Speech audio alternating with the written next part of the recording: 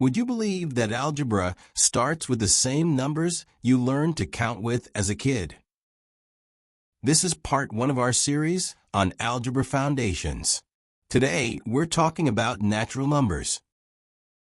Natural numbers are the numbers we use to count things, like 1, 2, 3, 4, and so on. Simple, right? Notice something missing? Yep, 0 isn't in the natural numbers. Some people include it, but in pure math, natural numbers usually start at 1. You use natural numbers every day, like counting apples, books, or how many push-ups you meant to do. Fun fact, natural numbers go on forever. You could keep counting forever. Seriously. So that's your first building block in algebra, natural numbers. Easy, right? Next up, whole numbers.